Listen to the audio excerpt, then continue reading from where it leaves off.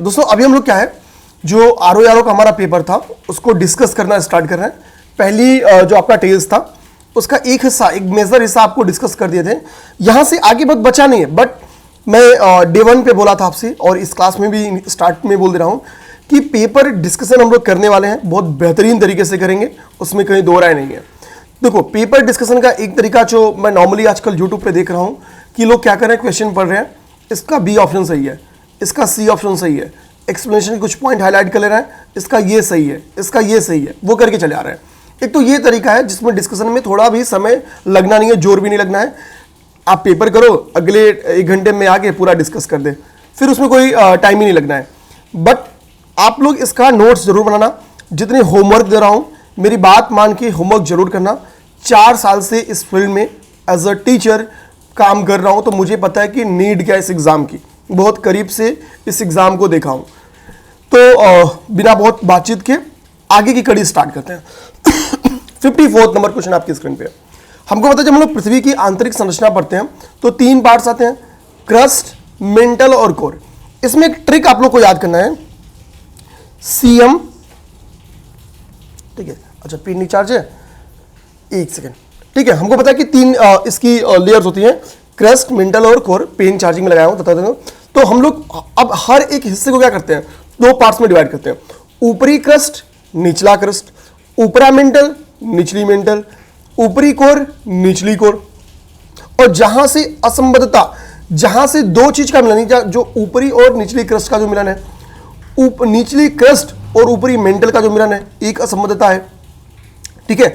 तो इसी तरीके से जो मिलन पॉइंट्स हैं उसको हम लोग एक एक असंबद्धता या डिसकंटिन्यूटी के नाम से जानते हैं।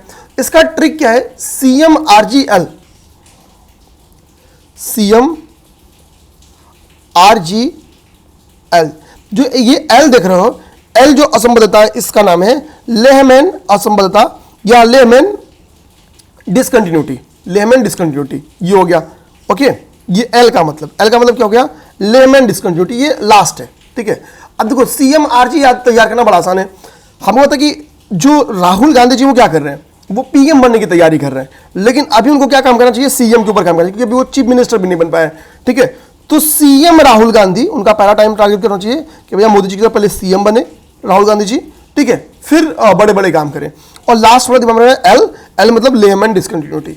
तो आप जब ऑर्डर करते हो तो क्या होता है, सीएम आरजी एल, यानी क्या है, सबसे ऊपर में जो डिसकंटिन्यूटी है उसका नाम सी से स्टार्ट है, सी से स्टार्ट है मतलब, ठीक है।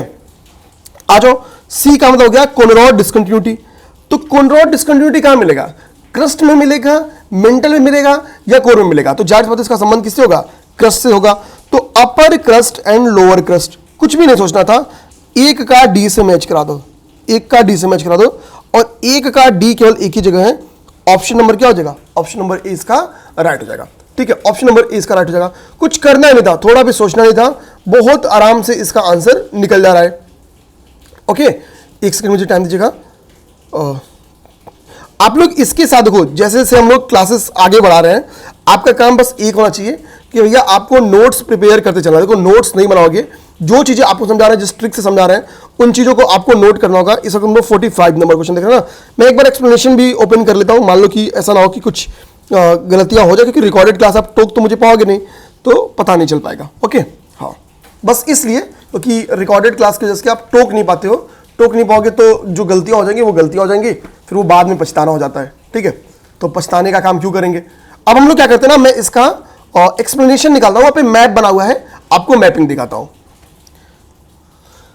ठीक है। देखो ये मैप आप लोग यहां पे, ठीक है, ये हो गया। देखो मॉडल आंसर बहुत बेहतरीन तैयार किया गया भैया, क्वेश्चन हो, मॉडल आंसर हो, सब पे एक काम करके आया गया है, ऐसा नहीं कि कुछ ऐसे मुंह उठा के आपको दे दिया गया, ठीक है। तो देखो यहां पे क्या हो गया, क्रस्ट। अब देखो तो कोनोरॉड हम लोग देख लिए, कोनोरॉड क्या है, जो कोनोरॉड असंबद्धता है between upper and lower crust. तो अपर एंड लोअर क्रस्ट के बीच में अब क्या है, अगला जो आपका है, जो सेकंड आपका असंबद्धता है, उस वो क्या आपका, तो सेकंड असंबद्धता का नाम आपका है, ठीक है, मोरोविक असंतता, ठीक है। तो मोरोविक क्या है, discontinuity between the lower crust and upper mantle, ठीक है। तो ठीक, अब अब नेक्स्ट क्या आपका है, नेक्स्ट आपका CMRG, आर से रेपिटी हो गया, ठीक है, रेपिटी हो गया। तो रेपिटी क्या आ जाएगी, रेपिटी आपका संबंध कहां से हो गया, ठीक है, between the upper and lower mental, between the upper and lower mental. तो इस तरह मतलब एकदम सीधा क्रम से है, बस ट्रिक आपको CMRGL याद करना है, इजिली ये तैयार हो जाएगा, ठीक है। नेक्स्ट क्वेश्चन को हम लोग उठाते हैं, नेक्स्ट क्वेश्चन को सॉल्व करते हैं। पीटी में बहुत शॉर्ट सा क्वेश्चन आता है, निम्नलिखित में से कौन सा ब्लॉक पर्वत है, कौन सा ब्लॉक माउंटेन है, कौन सा ब्लॉक माउंटेन नहीं है, ठीक है। अब देखो आपको क्या होता है कि ब्लॉक माउंटेन से कुछ एग्जांपल्स वगैरह आपको पता रहना चाहिए, ठीक है। अब जैसे फॉर एग्जांपल उठाओ, आप देख रहे हो कि ऑप्शन में क्या रखा है, सारे ऑप्शन, सारे क्वेश्चंस पहले पढ़ो।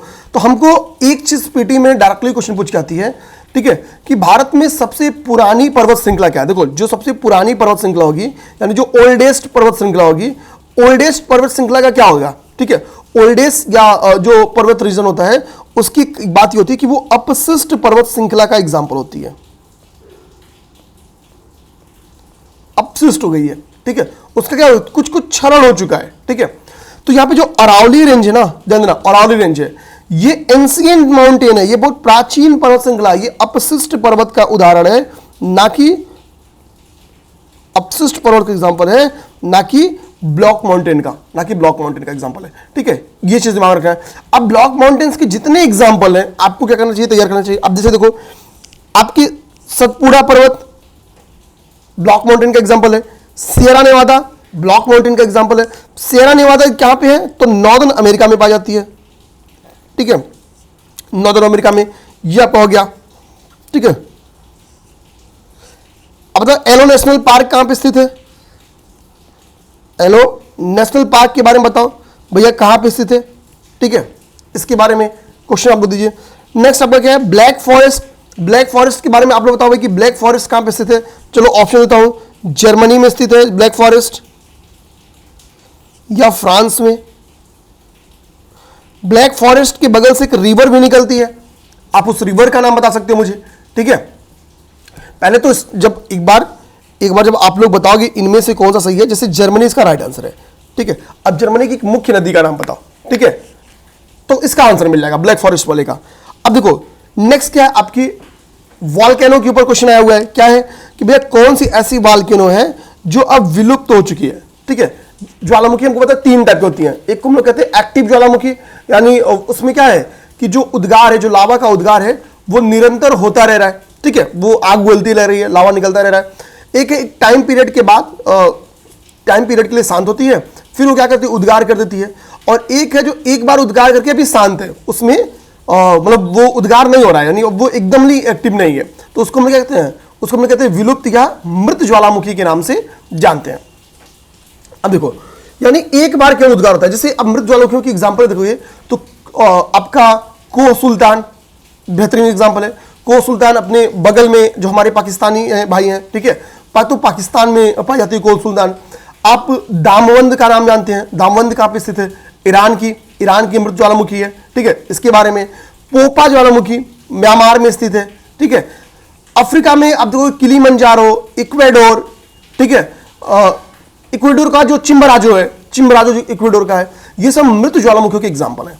तो एक बार वीडियो को पॉज करके इसके मृत ज्वालामुखियों के नोट्स बना ले रहे हैं। इसी तरीके से आपका क्या होता है, आपका डॉर्मेंट ज्वालामुखी या प्रसुप्त ज्वालामुखी का नाम आता है, ठीक है। सबसे अच्छा एग्जाम्पल प्रसुप्त ज्वालामुखी का क्या बनता है, माउंट सेंट हेलेंस, ठीक है, माउंट सेंट हेलेंस, ये आपका सबसे बेहतरीन एग्जाम्पल बनता है प्रसुप्त ज्वालामुखी का।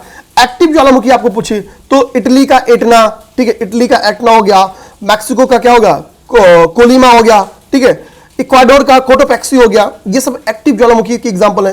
तो आपके पास एक नोट्स होना चाहिए, अब यहीं पे होमवर्क में लिख लो, वॉल्केनो के ऊपर आपके पास एक नोट्स होना चाहिए। वॉल्केनो के ऊपर इसमें यूपीएससी ने भी क्वेश्चन बनाया है, ठीक है, कि इसके उद्गार में मतलब क्या क्या होता है, ठीक है। तो नोट्स क्या बना लेना है, तो पहली बार भैया आपको सक्रिय ज्वालामुखी किसे कहते हैं, एग्जाम्पल्स इनके पता होना चाहिए, ठीक है। सेकेंड आपके पास जो प्रसुप्त ज्वालामुखियां हैं उनकी एग्जांपल्स बताना चाहिए, जो मृत ज्वालामुखी आपकी उनकी एग्जांपल्स आपको बताना चाहिए। ये सारी चीजें आपको आपके पास दिमाग में रहनी चाहिए, ठीक है, ये सारी चीजें इसकी एग्जांपल्स। अब आ जाओ हम लोग नेक्स्ट क्वेश्चन देखते हैं, नेक्स्ट क्वेश्चन में जो फैक्ट्स है वो तो छोड़ देंगे, यहां पे आओ 49 नंबर क्वेश्चन। देखो 49 नंबर क्वेश्चन कितना प्यारा सा क्वेश्चन है। कह रहा निम्नलिखित में से कौन सा ऐसा राज्य है which of the following states does not form the border with Bangladesh. तो भैया बॉर्डर बांग्लादेश के साथ कौन सा बॉर्डर साझा नहीं करता है। अब देखो अरुणाचल प्रदेश को ध्यान दो, तो भैया अरुणाचल प्रदेश यहां पे नेपाल के साथ बॉर्डर साझा कर रहा है, ठीक है, नेपाल के साथ बॉर्डर साझा कर रहा है, चाइना के साथ बॉर्डर साझा करता है, म्यांमार के साथ बॉर्डर साझा करता है, ठीक है। अब आप बताओ कि क्या भूटान के साथ बॉर्डर साझा करता है अरुणाचल प्रदेश, एस या नो। सिक्किम बताओ कि किन के साथ बॉर्डर साझा करता है, सिक्किम के बारे में। अब आते हैं हम लोग यहां पे, देखो यहां पे एक आपको नॉर्थ ईस्ट में देखोगे तो ये आपको त्रिपुरा दिख रहा है। त्रिपुरा क्या है, 3 साइडेड से, 3 साइड से क्या है कि ये घिरा हुआ है किससे, बांग्लादेश से 3 साइडेड घिरा है। तो एक तो पीटी का क्वेश्चन आपके यहां से बन के आता है। आप बताओ कि बांग्लादेश और भारत के बीच की जो रेखा है, जो अंतरराष्ट्रीय लाइन है, उसको किस नाम से जानते हैं। अब यहां देखो ये शिलोंग, ये मेघालय वाला हिस्सा आ गया। गारो खासी जयंती हमको पता है, ये पहाड़ियां यहां पे स्थित है, ठीक है। ये ट्राइब्स भी यहां पे स्थित हैं, ठीक है। गारो विद्रोह हम लोग हिस्ट्री में पढ़ते हैं, वो यही हुआ था। उसके बाद से आपको असम दिख रहा है। अब यहां पे देखो आपको बस दिमाग में क्या रखना है कि जो ये इधर के जो बॉर्डर एरियाज हैं, अरुणाचल प्रदेश ऊपर आता है, अरुणाचल के बाद से नागा आता है, नागालैंड के बाद से मणिपुर। बार बार हल्ला क्या रहा है, मणिपुर को लेकर बार बार डाउट्स है, मतलब बार बार संसद में मणिपुर किसी न किसी कारण से न्यूज में आ रही है। तो कल को मान लो यही पूछ दे कि मणिपुर के संदर्भ में निम्नलिखित कथनों पर विचार करिए। स्टेटमेंट नंबर 1, ये म्यांमार के साथ बाउंड्री साझा करती है। स्टेटमेंट नंबर 2, ठीक है, ये बांग्लादेश के साथ बॉर्डर साझा करती है। स्टेटमेंट नंबर 3, ये भारत के कितने राज्यों से बाउंड्री बना रही है। तो देखो ऊपर नागालैंड से एक बना रही है, असम से दूसरी बाउंड्री बना रही है, ठीक है, मिजोरम से तीसरी बाउंड्री बना रही है। तो ये 3 स्टेट के साथ बाउंड्री बना रही है, ठीक है। तो ये भी क्वेश्चन बन के आ सकता है। तो ठीक है, यहां पे अब जब आते हो आप लोग मिजोरम, ठीक है, अगला क्या हो गया आपका, मिजोरम हो गया नीचे। अब कह रहे हैं निम्नलिखित में कौन सा सीमा साझा नहीं करता, तो मेघालय करता है, शिलोंग दिख रहा है, मेघालय करता है, त्रिपुरा 3 तरफ से घेरा हुआ है। अब आपके पास बचा क्या, मणिपुर और मिजोरम। तो मणिपुर से साझा नहीं करता है, मिजोरम से साझा करता है। आंसर इसका आ गया मणिपुर। मेरे कहने में था कि इस क्वेश्चन को पूछने का रीजन यही था कि आपको करना क्या, क्योंकि हमको पता है कि भारत के साथ जो सबसे बड़ी इंटरनेशनल बाउंड्री शेयर करती है वो बांग्लादेश करती है। तो ये वेरी इंपॉर्टेंट फैक्ट आपके लिए नॉर्थ ईस्ट बन जाते हैं। नॉर्थ ईस्ट के बारे में आपकी तैयारी रहनी चाहिए। 7 सिस्टर्स में कौन कौन शामिल है, ये पेपर में क्वेश्चन बन के आ जाता है, ठीक है। तो ये सारी चीजें आपको तैयार रहनी चाहिए जो नॉर्मली क्वेश्चन बन के आते हैं, ठीक। बांग्लादेश के साथ कौन कौन से राज्य बॉर्डर से साझा करते हैं, ये क्वेश्चन आ सकता है। तो जो बॉर्डर साझा आप देखते हो तो बहुत ध्यान से देखना, सिक्किम का बॉर्डर क्या है, बांग्लादेश के साथ साझा नहीं हो रहा है। सिक्किम का बॉर्डर बांग्लादेश के साथ साझा नहीं हो रहा है। ये कुछ ऐसे ट्रिक्स होते हैं जब आप मैप पे काम करते हो तो आपको समझ में आता है, हाँ यार एक तो मैं बोल दिया और दूसरा तो कि आपने देख लिया, तो बहुत ही बेहतरीन हो जाता है। नेक्स्ट देखो, अभी जस्ट ये वाला कॉन्सेप्ट तो मैंने अभी जस्ट तुरंत समझाया। 51 नंबर क्वेश्चन कह रहा है कि इसको वेस्ट टू ईस्ट क्या करना है, अरेंज कर देना है, गारो खासी जयंतिया को, ठीक है। ऑर्डर यही है, गारो खासी जयंतिया और नागालैंड उसके बाद दिख रहा है, आपको मैप में दिखा था। तो Garo Khasi Jaintia Naga, C number option इसके सही हो जाएंगे।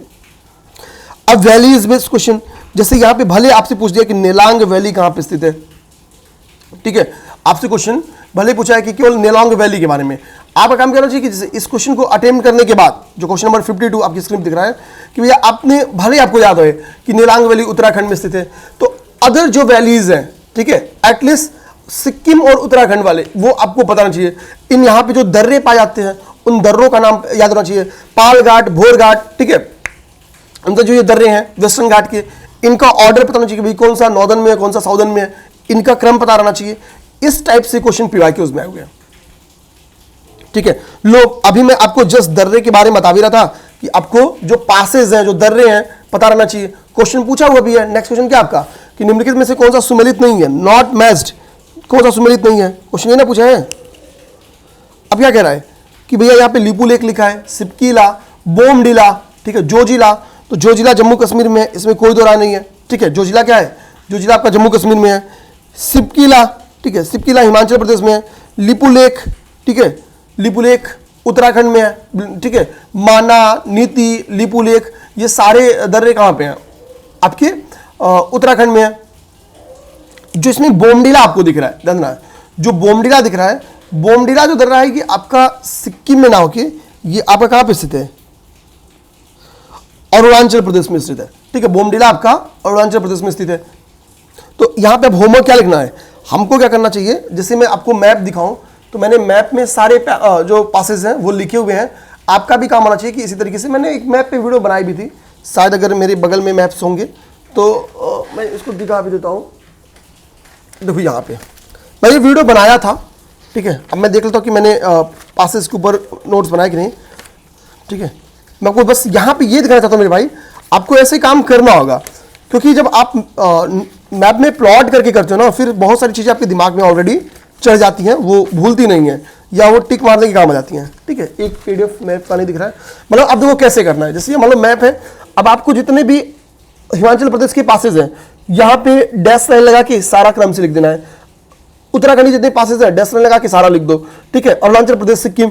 तो अब आपको मैप उठाओगे, पढ़ोगे यार कि ये 4 दर्रे क्या पे यहाँ पे है, ये हिमाचल प्रदेश में है, ये पश्चिम वेस्टर्न घाट के दर्रे हैं, इजिली आपको सारा पता रहेगा। ठीक है, तो ये मैपिंग के थ्रू करना है इजिली। आप घटना चक्र का पूर्वावलोकन पलटो, सारे पेपर में घटना चक्र, मतलब 2 मिनट का काम है ये नोट्स तैयार करना। नेक्स्ट आ जाओ, क्वेश्चन 54 क्या है, हमको पता है कि जो समुद्री एरियाज हैं उनको कई सारे जोन्स में बांटा जाता है। जैसे हम लोग कहते हैं क्या, टेरिटोरियल सी या टेरिटोरियल जोन्स कहते हैं। ठीक है, एक्सक्लूसिव इकोनॉमिक जोन बोलते हैं। ठीक है, ये जितने जोन्स बोलते हैं। अब देखो पेपर में क्वेश्चन क्या बन गया है, क्वेश्चन पेपर में बन गया हुआ है 54 नंबर क्वेश्चन ना, 54 का इंग्लिश निकालने कि प्रादेशिक सागर, the limit of the territorial sea, प्रादेशिक सागर की जो सीमा है वो कितनी है। अब देखो, तो जब आप स्टार्ट करते हो तो जो आपकी कोस्ट एरिया यानी जो बेस लाइन होता है, ठीक है, तो जो कोस्ट एरिया होती है, जो बेस लाइन होती है, वो आपके टेरिटोरियल सी की हिस्सा है। तो जो पहले 12 मीटर की एरिया है, ठीक है, वो आपका क्या है, वो आपका है बेस लाइन या टेरिटोरियल। ठीक है, यहां पे मीटर लिखा है लेकिन ध्यान देना है। ठीक है, समुद्री माइल है ये। तो तट से 12 मील, तट से 12 मील इसका आंसर बन जाएगा। ठीक है, एक कॉल आई थी तो वही पिक करने का। अब मान लो कल को आपसे क्या क्वेश्चन पूछ ले, कल को भैया आपसे पूछ ले कि जो EEZ बेल्ट है, जो एक्सक्लूसिव इकोनॉमिक जोन है, वो कितना है, तो वो 200 माइल्स तक है। ठीक है, 1200 माइल्स, ये मीटर मैंने भूल से बोल दिया था, तो 1200 माइल, ये समुद्री माइल्स है बेसिकली। ठीक है, तो एक्सक्लूसिव इकोनॉमिक जोन है अगर ये। ठीक है, तो इस हिसाब से क्या ना, आप देखिए सारे यहाँ पे जितने एरियाज है बेहतरीन मैप में बांट के बताया है, तो ये आपको दिमाग में रहना चाहिए। तो ये आपके लिए एक 12 इंपॉर्टेंट है, एक आपके ये इंपॉर्टेंट है। क्वेश्चन जो पूछा है वो इसके बारे में पूछा है। अगर यही EEZ के बारे में पूछा था तो आपका आंसर क्या बन जाता, 14 समुद्री माइल्स। अब आते हैं नेक्स्ट हम लोग कुछ बीचेस के बारे में। अब देखो यहाँ पे बीच का हिंदी थोड़ा गलत टाइप हो गया है, बीच का बीच ही लिख दिया है। ठीक है, देखो अब क्या कर रहा है यहाँ पे, कासरकोल बीच यहाँ पे बोल रहा है। ठीक है, यहाँ पे आपका घोंगला बीच बोल रहा है, यहाँ पे आपको कोवलम बीच बोल रहा है, यहाँ पे आपको ऋषिकोंडा बीच बोल रहा है। अब मान लो आपको नहीं पता है, देखो मैं एक चीज हमेशा समझना है, आपको लैंग्वेज पकड़नी होगी। जैसे इस बार RO में भी एक क्वेश्चन इसी बेस्ड आया था कि मतलब निम्नलिखित में से कौन सा एरिया, शायद वो मैंगनीज एरिया था या मैंगनीज एरिया था, कर्नाटक में स्थित नहीं है। ये क्वेश्चन बन के आया था। अब भाई उसका आंसर पता है, एक में कोंडा टाइप का शब्द था, कोंडा टाइप का वर्ड था, अगर मैं सही हूं तो। वो आपको कभी जो कोंडा टाइप के वर्ड्स मिलते हैं ना, ये 2 जगह मिलेंगे, या तो केरला में और या तो तमिलनाडु में। सॉरी, ठीक है, कोंडा मतलब साउदर्न इंडिया में मिलते हैं, ना कि नॉर्दर्न इंडिया में। मेनली जो आपकी कोंडा टाइप के वर्ड होते हैं, ये एक गलती में केरला में या तो आंध्र प्रदेश में। ठीक है, या तो आंध्र प्रदेश में। ठीक है, ये टर्म्स आपको कोंडा वाला टर्म्स जो ना आप उठा के देख जाओ पीटी, ऐसे 20 क्वेश्चन पूछेंगे जिसमें कोंडा कोंडा वर्ड्स है। ठीक है, नागार्जुन कोंडा याद करो। ठीक है, अब देखो तो आपको कुछ नहीं याद था तो भैया आप केवल नाम को मैच करा के ना आप ए तक पहुंच जाओ। इस क्वेश्चन को तुरंत आप 50-50 में कन्वर्ट कर लिए, आंसर आपको नहीं भी बताता फिर भी आप कहां चले गए 50-50 में। 1 मिनट नहीं लगा इस क्वेश्चन को कन्वर्ट करने में, 1 भी मिनट का टाइम नहीं लगा। ये क्वेश्चन आपका क्या हुआ 50-50 में कन्वर्ट हो गया। तो केवल फैक्ट तो नहीं पता था आपको, नहीं भी पता था, केवल कोंडा वर्ड से आपको आंसर मिल गया। तो जरूरी नहीं कि आपको आंसर्स पता ही हो, आपको बस जो सिनोनिम्स है उनको मैच कराना है, उससे भी आपका आंसर निकल जाएगा। कासरगोड बीच अक्सर न्यूज में रहती है। कासरगोड जो बीच है वो उसका संबंध आपके कर्नाटक से है, ठीक है, कासरगोड का संबंध कर्नाटक से। वैसे इसका आंसर आप देखना चाहोगे तो पहले का बी हो गया, ये वाला ऑप्शन सही हो गया। अब बाकी फैक्ट्स तो याद कर लेना है। यहां मेरे समझाने का बस ये मतलब था कि आप कोंडा टर्म से जिन क्वेश्चन को छोड़ दिया है या गलत कर दिया है, वो इस तरीके से सिनोनिम्स दिमाग में रखे अपने को तैयार करना है। नेक्स्ट है एडम ब्रिज वाला क्वेश्चन, पीआईक्यू का है भाई, धनुष कोड इसका आंसर है, ठीक है। अनुसूचित जाति की आबादी, कुल आबादी 1% से भी कहां कम है, और सारे क्या है स्टेट नॉर्थ ईस्ट के लिखे हैं। एससी कैटेगरी हमको पता है नॉर्थ ईस्ट में क्या है, नॉर्थ ईस्ट की जो मैक्सिमम पॉपुलेशन है वो कैसी है, वो एसटी कम्युनिटी की पॉपुलेशन है, एससी कैटेगरी की वहां पे। इसलिए नॉर्थ ईस्ट के स्टेट्स में आप देखोगे एससी कैटेगरी को रिजर्वेशन भी नहीं रहता है, वहां पे फुल रिजर्वेशन किसका है, वो फुल है एसटी कम्युनिटी, ठीक है। तो इसका आंसर आप देखो, 4 ऑप्शन आपके स्क्रीन में दिख रहे हैं, मेघालय, मिजोरम, असम और सिक्किम, ठीक है। Question number 57। अब बताओ भैया 1% से कम पूछा है क्वेश्चन, इसके आंसर्स को आपको टिक करना है। अब एक बार क्वेश्चंस को पहले तो मैं कहूंगा नॉर्थ ईस्ट में, इसीलिए जब मैं नॉर्थ ईस्ट में रिसेंट में इलेक्शंस होते हैं तो मैं बताता हूं कि भाई कि कहां पे कितने परसेंट कितनी सीटें एसटी कम्युनिटी से हट के अलग है, यानी एससी के लिए कितनी सीटें रिजर्व है, क्योंकि वो पेपर में क्वेश्चन बन के आ सकता है। अब देखो अगर हम लोग देखें तो अरुणाचल प्रदेश ऑप्शन में चूंकि है ही नहीं, अरुणाचल प्रदेश में तो 0% एससी कम्युनिटी है, 1% भी एसटी कम्युनिटी मतलब एससी कम्युनिटी भी नहीं है, मतलब उसकी संख्या दशमलव में भी नहीं है अरुणाचल प्रदेश में। आप नागालैंड जाओ, नागालैंड में भी 0% है। तो अरुणाचल प्रदेश और नागालैंड इन दो में क्या है 0% है, लेकिन अब न ऑप्शन में कहीं अरुणाचल प्रदेश है न ऑप्शन में कहीं नागालैंड है। तो कल को पेपर में क्वेश्चन आ जाए कहां पे 0% एससी कम्युनिटी की आबादी है, तो वो हो गया आपका अरुणाचल प्रदेश और नागालैंड। देखो यहां पे सिक्किम में अराउंड 5% के करीब में क्या है, लगभग 5% जो पॉपुलेशन है सिक्किम की वो आपकी एससी कम्युनिटी की है, ठीक है। तो 1% से कम पूछा है, तो 4 तो नहीं होगा ऑप्शन में, 4 तो नहीं होगा ऑप्शन में। 4 जैसे आप काटते हो आंसर आपको मिल गया ऑप्शन नंबर ए। एससी में सिक्किम में लगभग 5% क्या है एससी कम्युनिटी की पॉपुलेशन है। मेघालय में कितनी है, तो देखो मेघालय की बात करोगे तो यहां पे लगभग आधे परसेंट 0.6% पॉपुलेशन आपकी मेघालय में। असम की अगर आप बात करते हो, ठीक है, असम की, असम में तो 7% प्लस पॉपुलेशन है, 7% प्लस पॉपुलेशन है। मिजोरम में 0.1% पॉपुलेशन है। तो हमको ये नहीं याद करना है, हमको नॉर्थ ईस्ट में याद करना है कि इनकी पॉपुलेशन क्या है, किनकी 1% डाउन है। तो अभी मैंने अरुणाचल प्रदेश बताया, नागालैंड बताया, मेघालय बताया और मिजोरम बताया। ये 4 ऑप्शंस आपको याद कर लेने हैं, ठीक है, ये 4 याद कर लेने हैं। नेक्स्ट क्वेश्चन देखो 57 नंबर क्वेश्चन, 58 नंबर क्वेश्चन क्या कह रहा है, कह रहा है कि कुछ रिवर्स का नाम लिखा है और कह रहा है कि कौन सी ऐसी रिवर्स है जो एक ही पॉइंट से निकलती है, ठीक है, जिनका उद्गम बिंदु जो है, ठीक है, ऑलमोस्ट सेम है, ब्रह्मपुत्र और गंगा, ऑप्शन नंबर ए, ठीक है। तापी और ब्यास, ब्रह्मपुत्र और सिंधु। तो इसका आंसर क्या है, ब्रह्मपुत्र और सिंधु। ब्रह्मपुत्र और सिंधु क्या है ना, इनकी उद्गम पॉइंट लगभग एक है। आप देखोगे कि तिब्बत के पठार से दोनों का उद्गम होता है, तिब्बत पठार से आप देखोगे दोनों का उद्गम होता है, ठीक है, एग्जैक्ट। अब आपको फिर वही बोलूंगा, आपको क्या करना होगा, आपको इसी तरीके से मैप, जैसे देखो मैं आपको दिखाऊं, देखो मैप में मैंने क्या किया, यहां पे अगर मैप्स अगर क्लियर दिख रहा होगा, ठीक है, तो देखो मैंने ऊपर क्या किया है, ये आपको इधर से दिखेगा ना, ये देखो आपको ये पूरा ब्रह्मपुत्र का बनाया हूं, मैप बनाया हूं, ठीक है। इधर आपको क्या दिखेगा, इधर गंगा का ये मैप दिख रहा होगा आपको, ठीक है, गंगा का मैप दिख रहा है। आपको भी इसी तरीके से क्या करना है, मैप्स बना लेने हैं, ठीक है। तो आपको ओरिजिन, अब देखो मैप में क्या क्या चीजें आपकी होनी चाहिए, यहां पे क्लियर देखो अगर स्क्रीन दिख रहा होगा तो, ठीक, मैप दिख रहा, स्क्रीन दिख रहा है, अगर स्क्रीन दिख रहा होगा, अब मैं बताता हूं, देखो मैंने क्या लिखा इसमें किसी भी मैप में कि भैया यहां पे कि इसका उद्गम कहां से रहा, तो मैंने देखा कि यार नासिक से इसका उद्गम हो रहा है, नासिक से, ये कौन सी नदी है, ये गोदावरी है, तो भाई नासिक के त्र्यंबकेश्वर से निकल रही है और इसकी राइट साइड में पूर्णा, ठीक है, प्राणहिता, इंद्रावती और सबरिया की मिल रही है। इधर लेफ्ट साइड से प्रवरा, मंजीरा और मनेरा की मिल रही है। तो ये ट्रिब्यूटरीज हो गई। तो आपको ट्रिब्यूटरीज नोट करनी होती है और मुख्य नदी का उद्गम कहां हो रहा है। खास रूप से जो रिवर्स है, अगर उसको किसी सेपरेट और नाम से जानते हैं, जैसे गोदावरी को बूढ़ी और दक्षिण गंगा के नाम से जानते हैं, तो मैंने आप लिखा इसको बूढ़ी और दक्षिणी गंगा के नाम से जानते हैं। अब ये करना कुछ नहीं है। जैसे मान लो अब पेपर में आपके रिवर्स में क्वेश्चन आ गया, ये क्वेश्चन मान लो आ गया कि भैया किसका उद्गम इसी में, तो यहां पे आंसर क्या मिलेगा आपका, ब्रह्मपुत्र और सिंधु। अब देखो करना क्या है, कुछ कुछ चीजें मैं क्यों होमवर्क बता रहा हूं। मैं अभी कराऊंगा तो एक क्वेश्चन तैयार होगा, आप तैयार करोगे तो कई क्वेश्चन तैयार होगा। अब आपको क्या करना है, यही यूट्यूब पे सर्च करना है। यूट्यूब पे सर्च करना है, पहले ब्रह्मपुत्रा सर्च करना और शॉर्ट वीडियो देखना। जैसे देखोगे खास शॉर्ट वीडियो में स्टडी आईक्यू ने बेहतरीन काम किया है, इस एडवांस टेक्नोलॉजी इनके पास है। इधर मैं देख रहा हूं कि ओनली आईएएस ने भी इसमें बेहतरीन काम किया है। तो ये आप इनके वीडियोस आपको मिल जाएंगे शॉर्ट के।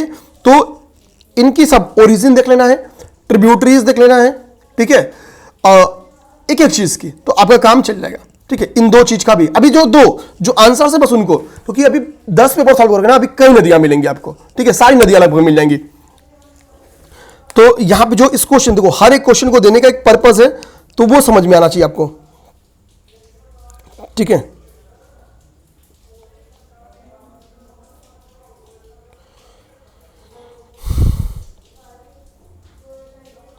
अब ये सब फैक्चुअली क्वेश्चन है, इसको नहीं कराऊंगा।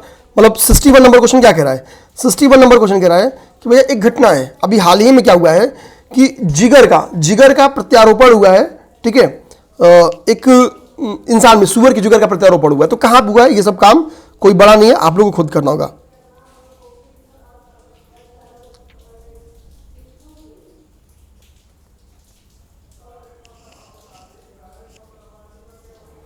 सिक्स नंबर क्वेश्चन देखो, इंपॉर्टेंट 66। मान लो आपको नहीं भी आ रहा है तो क्या करोगे, कह रहा है कि निम्नलिखित में से कौन सा बिजली और खाद दोनों प्राप्त कर सकता है। ठीक है, 66 नंबर क्या कर रहा है कि which of the following can provide both power and, ठीक है, मैन्योर, ठीक है, ये खाद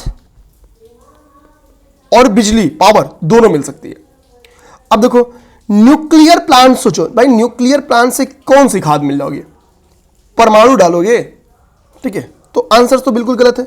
न्यूक्लियर, जल विद्युत प्लांट्स, जल विद्युत में मेन रॉ मटेरियल क्या यूज है भाई, वाटर है। यूज करना मतलब कि वाटर का पूरा यूज है। तो भैया वाटर का यूज, वाटर पानी खाद के रूप में थोड़ी यूज करोगे, पानी की कमी थोड़ी हो रही है, ये भी नहीं है। आपके पास थर्मल प्लांट्स बचे और बायोगैस बचे, नाम में क्या है, बायो वर्ड से। तो यानी इसमें अपशिष्ट, जो अपशिष्ट होते हैं, चाहे वो कृषि अपशिष्ट हो वगैरह हो, जो भी हो, उनके थ्रू क्या किया जाता है, बायो प्लांट्स में उनको यूज किया जाता है। तो बायो प्लांट्स में जब यूज किया जाएगा तो प्लांट क्या करेगा, एक तो पावर सप्लाई करेगा ही करेगा। अब जब इससे रॉ मटेरियल मिलेगा तो उस रॉ मटेरियल का यूज खाद बनाने में करते हैं। आजकल गवर्नमेंट क्या कर रही है, इसी बायोगैस प्लांट्स को स्टेबल कर रही है। और मंडी से जितने अपशिष्ट निकलते हैं, अब देखोगे लगभग, जैसे गोरखपुर में भी बायोगैस प्लांट लगा हुआ है, किसी को देखना हो अगर, जो गोरखपुर वाले हैं, तो अगर मुझे एग्जैक्ट लोकेशन याद आ रहा है, तो जो अमृत मंडी है, अमृत मंडी से आप सूरजखंड वाले रोड पे जाते हो तो बायोगैस प्लांट आपको देखने को मिलता है। तो ये एक बेहतरीन तरीका है। ठीक है, ये एक बेहतरीन तरीका है। ठीक है, वेस्ट टू वेल्थ, ये मतलब इसको नहीं भी प्राप्त था। अब कोई बिना पढ़े ऑप्शन टिक मार देगा तो गलती करेगा। 10 सेकंड का टाइम लेगा सोचने में, परमाणु ये हो नहीं सकता, ये होगा नहीं, तापी वाला भाई थर्मल, जमीन के नीचे। ठीक है, आगे आ जाओ क्वेश्चन। ये क्वेश्चन देखो 68 नंबर क्वेश्चन कह रहा है कि कोशिकाएं सबसे अधिक प्रभावी होती हैं, मोस्ट इफेक्टिव होती हैं कहां, चिकनी मिट्टी में, गाद में, रेतीली में। तो मैं क्या किया हूं, इनका एक पूरा क्रम ही निकाल के आपको दे दिया हूं कि सबसे ज्यादा चिकनी मिट्टी में कोशिकाएं प्रभावित होती हैं, फिर गाद मिट्टी में, फिर दोमट मिट्टी में, फिर रेतीली मिट्टी में। ठीक है, तो सबसे ज्यादा कहां पे होती हैं, तो जो चिकनी मिट्टी है ये मोस्ट यहीं पे है, मोस्ट इफेक्टिव यहां पर होती हैं। फिर गाद में यानी जो सिल्ट सॉइल है, फिर रेतीली मिट्टी में, फिर आपकी दोमट मिट्टी में, फिर उसके बाद से इसमें। तो मैक्स इसमें हो गया और अभी दिए गए ऑप्शन में इसमें मिनिमम हो गया। ओके, ये ऑर्डर ही है। फैक्ट्स एक भी नहीं बताऊंगा, फैक्ट्स के लिए आप निश्चिंत रहो। 71 नंबर क्वेश्चन देखो, अभी आपको याद होगा इमरजेंसी बार बार चलाया जाता है, ठीक है। तो इमरजेंसी में क्या किया गया था, इसी टर्म्स का यूज करके बेसिकली इमरजेंसी का जिम्मेदार माना जाता है, ठीक है। इमरजेंसी का जिम्मेदार किसको माना जाता है, इसी टर्म्स को माना जाता है 1975 के। तो हुआ क्या, एक कॉन्स्टिट्यूशनल अमेंडमेंट किया गया, उस कॉन्स्टिट्यूशनल अमेंडमेंट का नाम था 44th constitutional amendment. 44th constitutional amendment को क्या किया गया, उसमें एक वर्ड था आंतरिक अशांति, इंटरनल डिस्टर्बेंस। तो इंटरनल डिस्टर्बेंस को हटा दिया गया, उसकी जगह सशस्त्र विद्रोह, ठीक है, आर्म्ड रिवेलियन यानी सशस्त्र विद्रोह वर्ड जोड़ दिया गया, ठीक है। क्योंकि आंतरिक अशांति व्याप्त है, ये कैसे डिसाइड होगा, गवर्नमेंट ने इसी इंटरनल डिस्टर्बेंस को ध्यान में रखते हुए 1975 में क्या किया, इमरजेंसी लगाई थी इंदिरा गांधी ने। अब ये क्या है, ये अपने आप में एक उलझा हुआ शब्द है, और सशस्त्र विद्रोह क्या है, एक सुलझा हुआ शब्द है। तो इसका आंसर हो गया 44th कॉन्स्टिट्यूशनल अमेंडमेंट। ओके, अच्छा, कभी क्वेश्चन पूछे आपसे कि निम्नलिखित में से कौन सा प्रावधान ऑस्ट्रेलिया से गया है, तो अगर मतलब किसी से भी आपको यह जानना हो, कभी भी कोई प्रावधान अगर आपको लगे सेंटर को पावरफुल बना रहा है, तो कनाडा से जितने भी टर्म्स लिए गए, जितने भी प्रावधान लिए, प्रोविजंस लिए गए हैं, वो केंद्र को मजबूत बनाते हैं, समझ जाना, ठीक है। वो क्या करेंगे, वो सेंटर को मजबूत बनाएंगे। तो फेडरेशन विथ स्ट्रॉन्ग सेंटर, ये जाहिर सी बात है, ये कनाडा का होगा। ये किसका होगा, ये कनाडा का होगा, ठीक है। तो कनाडा तो नहीं होगा, क्योंकि आंसर क्या पूछा है, कौन सा ऑस्ट्रेलियन कॉन्स्टिट्यूशन से लिया गया है।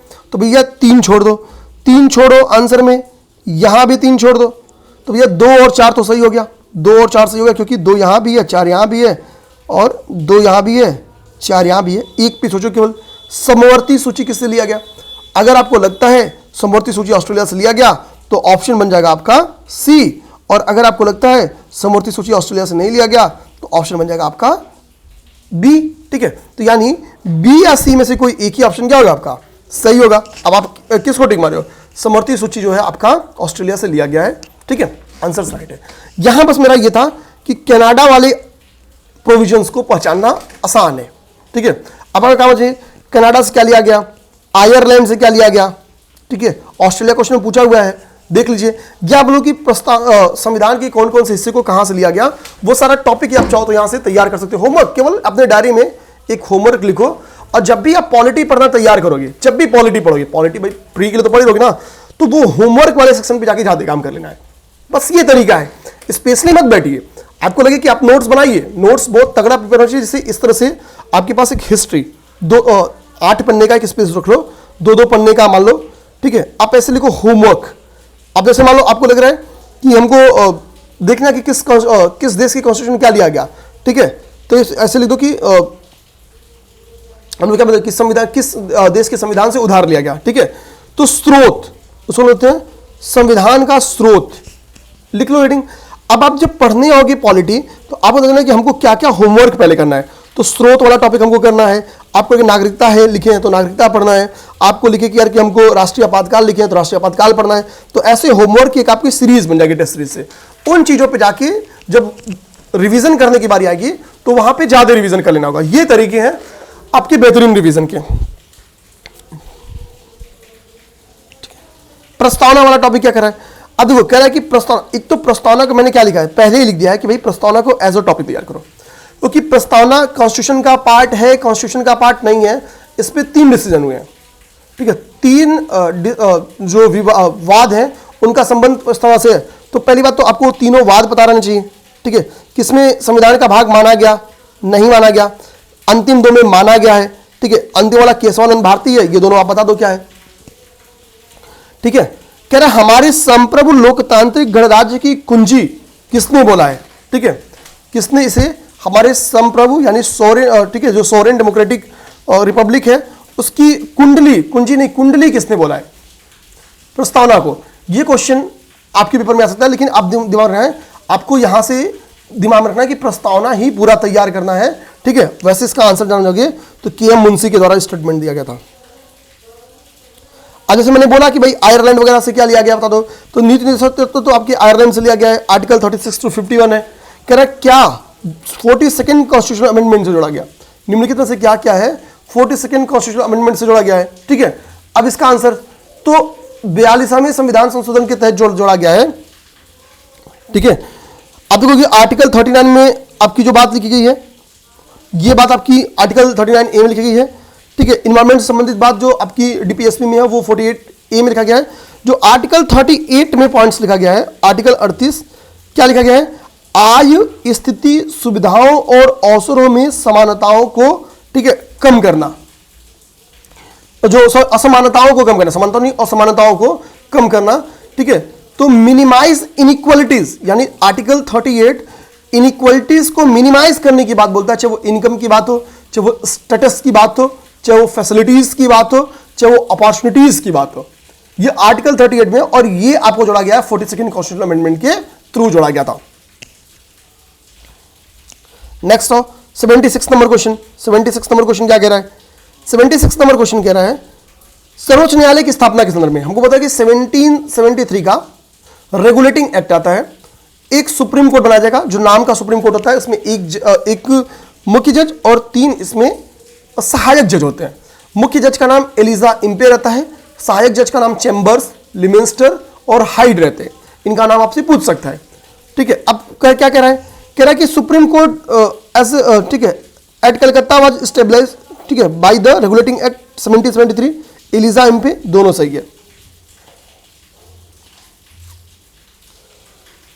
अब देखो 78 नंबर क्वेश्चन कह रहा है कि कौन सा ऐसा आर्टिकल है जो राज्य के मंत्री परिषद, जो राज्य का मंत्री परिषद सामूहिक रूप से राज्य की विधानसभा के प्रति उत्तरदायी है। कह रहा है कि संविधान के किस अनुच्छेद में कहा गया है, ठीक है, कि राज्य का जो मंत्री परिषद है, ठीक है, वो क्या है, जो काउंसिल ऑफ मिनिस्टर है, वो कलेक्टिव रिस्पॉन्सिबल है लेजिस्लेटिव असेंबली के। ठीक है, तो कौन सा आर्टिकल ये बात कहती है? आर्टिकल 212 है, 164, 88, 172।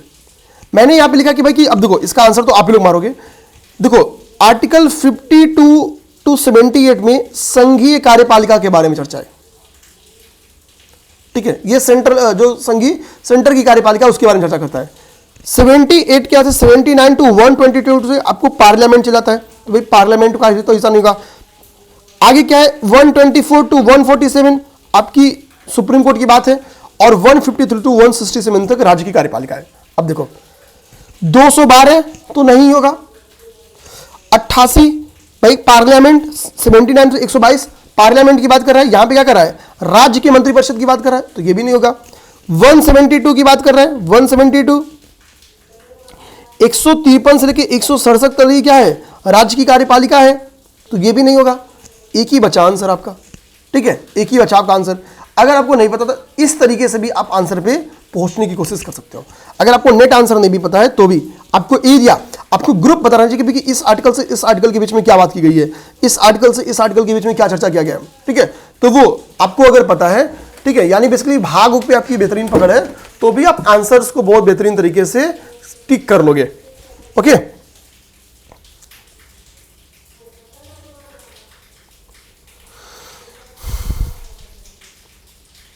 यहाँ पे वित्त आयोग के ऊपर क्वेश्चन है, प्रथम कौन बना, द्वितीय कौन बना, तृतीय कौन बना, चतुर्थ कौन बना। मैं कहूंगा आपको 13वां, 14वां, 15वां, 16वां तैयार करना है। 16वां भी अरविंद पनगड़िया बने हैं। ठीक है, ये चीज आपको तैयार करना चाहिए। यहाँ पे कुछ स्कीम है, कौन सी स्कीम 14 में आई, 15 में आई। अब यहाँ पे देखो मैं क्या बताना चाह रहा था, ऐसे ऐसे क्वेश्चन आ जाए। 87 नंबर क्वेश्चन आ जाओ। 87 नंबर क्वेश्चन कह रहा है कि भाई इस जो ये स्कीम्स हैं इनको क्रोनोलॉजी में अरेंज करना है। अब देखो मोदी जी आते तो सबसे बड़ा इनका जो योजना था ना, वो था सांसद आदर्श ग्राम योजना। भले से इस योजना पे किसी ने काम नहीं किया, सांसदों ने बढ़िया तरीके से, कई कुछ लोगों ने किया, कुछ लोगों ने नहीं किया, बहुत लोगों ने नहीं किया, कुछ लोगों ने किया। तो सांसद आदर्श ग्राम योजना ये मोदी जी का इनिशिएटिव था, बहुत इज्जत मिली थी मोदी जी को, इसलिए ये मोदी जी आते ही डिसीजन लिए थे। 2014 की घटना है। मोदी जी ने कहा 5 साल में, ठीक है, एक आदर्श ग्राम डिसाइड करो और सारी जो आदर्श चीजें वहां पे होनी चाहिए। ठीक है, तो भैया ये पहले की घटना है। उसके बाद से अटल पेंशन योजना आती है, तो यानी हम लोग कह सकते हैं कि 3 इज ग्रेटर देन 1 है। 3 तो पहले की होगी, तीसरी जो घटना वो पहले होगी, 1 और 2 उसके बाद ही होगा, तो 3 पहले होगा, आपको ध्यान रखना है। तो 3 इज ग्रेटर देन 1, यहां पे 1 इज ग्रेटर देन 3 लिखा है, काट दो। यहां पे भी 1 पहले है, काट दो। इन 2 जगहों पे 3 बाद में है, तो यानी सी ऑप्शन होगा या इसका डी ऑप्शन होगा, इनमें से कोई होगा। तो आप जब थोड़ा सा आंसर को फोकस करोगे तो आपको कौन सा आंसर है इसको टिक करना बहुत आसान हो जाएगा। यानी दो ऑप्शन में से एक ऑप्शन तक पहुंचना बड़ा आसान हो जाएगा। ठीक है, अब इसका आंसर देखना चाहते हो तो सांसद आदर्श ग्राम 2014 की है, अटल पेंशन आपकी 2015 की है। ठीक है, और आपका इसके बाद से आपका बचता है ये 2016 की है, स्टैंड अप इंडिया ये 2016 की है। ठीक है, तो 14, 15, 16 की स्कीम है वो कर देना। स्कीम में अब ये क्वेश्चन आपको बोलोगे सर कहां मिलेगा? आप जब इकोनॉमिक्स तैयार करते हो तो इकोनॉमिक्स में घटना चक्र में सेक्शन बी जो है उसमें क्या है, सोशल इकोनॉमिक डेवलपमेंट की बात की गई है। वहीं पे गवर्नमेंट के प्रोग्राम, सारे गवर्नमेंट के जो स्कीम प्रोग्राम है उसके ऊपर आए हुए क्वेश्चंस लिखे गए हैं, वहां से एक चार्ट बना के तैयार करो। उद्यमी पूंजी का क्या अर्थ है? अब देखो, उद्यम पूंजी या उद्यमी पूंजी जो भी कह लो, कैपिटल में, ठीक है। अब देखो वेंचर कैपिटल। अच्छा सोचो कि उद्यम पूंजी शॉर्ट टर्म के लोगे या लॉन्ग टर्म के लोगे, केवल इस चीज को आप सोचना है, शॉर्ट टर्म या लॉन्ग टर्म। ये क्या कर रहा है, उद्योगों को प्रदान की जाने वाली एक अल्पकालिक पूंजी। उद्योग को कभी अल्पकालिक पूंजी सोचो, ठीक है, कितनी छोटी बात बोल रहा है, तो इसी से पता चला भैया ये नहीं है। तो जहां पे लॉन्ग टर्म की बात बोल रहा होगा, जहां पे दीर्घकालिक बात कर रहा होगा, दैट इज द आंसर 89। ठीक है, आप देख जाना, यही आंसर होगा। तो आपको कभी कभी क्या ना कि मीनिंग पकड़नी है, बस आप मीनिंग भी पकड़ोगे तो भी आंसर्स तक आप पहुंच जाओगे। ठीक है, मुझे इंडिकेशन आ रहा है कि आप चार्ज में लगाइए अपना कंप्यूटर, नहीं तो क्लास हो जाएगा बंद। तो 1 सेकेंड बस। ओके, ये क्वेश्चन हो गया आपका। अब इसमें फैक्चुअली क्वेश्चंस है, फैक्चुअली क्वेश्चंस को तो छोड़ते ही रहेंगे। 98 नंबर क्वेश्चन देखो क्यों टिक मारा हूं, आइए देखते हैं। 98 नंबर क्वेश्चन, 98 कह निम्नलिखित में से कौन सा पर्यावरण संरक्षण से संबंधित नहीं है? सोचो इस क्वेश्चन को, मान लो आंसर नहीं पता था। पर्यावरण संरक्षण, इन्वायरमेंटल प्रोटेक्शन से संबंधित कौन नहीं है? सस्टेनेबल डेवलपमेंट, क्या एसडीजी के गोल्स संबंधित नहीं है? सेकंड आ जाओ। पॉवर्टी, गरीबी उन्मूलन, तीसरा आ जाओ। एयर, ठीक है, एयर कंडीशन जो एसी है भाई, एसी सबसे ज्यादा ग्लोबल वार्मिंग के लिए जिम्मेदार मानी जा रही है। Use of paper bags, paper bags का यूज करोगे तो क्या होगा, पेड़ों की कटाई होगी, तो इसका भी संबंध है, इसका भी संबंध है, इसका भी संबंध है, 3 का तो संबंध है। डायरेक्टली दिख रहा है भैया, बी का संबंध नहीं है, बी का संबंध नहीं है। ओके, आ जाओ 100 नंबर क्वेश्चन। 100 नंबर क्वेश्चन, करण निम्नलिखित में कौन सी बीमारी प्रतिरक्षा प्रणाली को प्रभावित करती है?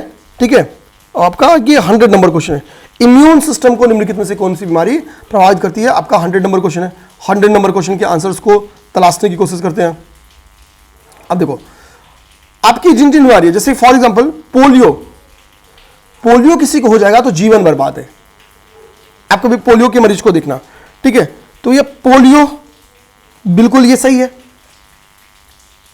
एक सेकेंड, 100 है ना, ये है पोलियो। अच्छा वो पेज नीचे ऊपर था, ठीक है, तो इसलिए वो हो रहा था। तो पोलियो बिल्कुल सही बात है। अब आपको बताओ, एड्स, एड्स भी प्रतिरक्षा प्रणाली को प्रभावित करती है। आपको बताओ जिसको एड्स है 90% को उसका आपको देखने को मिलेगा कि उनको क्षय रोग हो जाता है। ठीक है, तो ज्यादा चांसेस बढ़ जाते हैं, मतलब एड्स पीड़ित को क्षय रोग का होना। ठीक है, ये देखे गए हैं, ये इसके एग्जाम्पल सके गए हैं। तो 1 और 2 तो होगा, 1 और 2 एक साथ यहां पे है, इसमें है, तो 2 ऑप्शंस भैया घर गए, 2 ऑप्शंस क्या हुआ, घर गए। तीसरा और चौथा, इसमें देखो एक नई बीमारी, ये हाइड्रोफोबिया भी शामिल है। एक नई बीमारी यहाँ पे होप्स लिखा था, ठीक है, जो कि त्वचा से संबंधित रोग है, स्किन से संबंधित एक रोग है। चौथा यही नहीं होगा तो बाकी 3 होगा। ये 2 बहुत कॉमन सी बात थी, इसको समझना। जलवायु परिवर्तन का क्रायोजेनिक संकेतक कौन है? क्वेश्चन आया है कि क्रायोजेनिक इंडिकेटर, आपको पेपर में क्वेश्चन आया है, हमको पता है। अभी हमने हम्बोल्ट ग्लेशियर का एग्जांपल, अब बताओ हम्बोल्ट ग्लेशियर कहां ग्लेशियर है? अंतिम ग्लेशियर है उस देश का ये। ठीक है, अब क्या है, एक पार्क के रूप में इस ग्लेशियर को स्थापित किया। होता क्या, जब ग्लोबल वार्मिंग होती है तो सबसे ज्यादा इंपैक्ट जो पड़ता है वो ग्लेशियर्स पे पड़ता है, आइस कोर्स पे पड़ता है। आइस कोर्स में तेजी से पिघलन होगा, आइस कोर्स क्या होंगे, बहुत छोटे हो जाएंगे, समय के साथ वो एक पार्क में तब्दील हो जाते हैं। अब आइस कोर के पिघलने से भी नेगेटिव इंपैक्ट है भाई, नदियों का वाटर सोर्स खत्म हो जाएगा, नदियां सूख जाएंगी एक समय के बाद, एक समय बाढ़ की स्थिति आ जाएगी, सी वाटर लेवल उठ जाएगा, तटीय एरिया में बीमारी फैल जाएगी, प्रवासन की समस्या, विस्थापन की समस्या, माइग्रेशन की समस्या देखने को मिलेगी। ठीक है, कोरल्स डूब के खत्म हो जाएंगे। ठीक है, तो ये बहुत सारी घटनाएं यानी देखने को मिलेंगी। तो आइस कोर्स इसके एग्जांपल्स है, आंसर्स है। बाकी फैक्ट था तो फैक्ट को उतना वो नहीं करेंगे।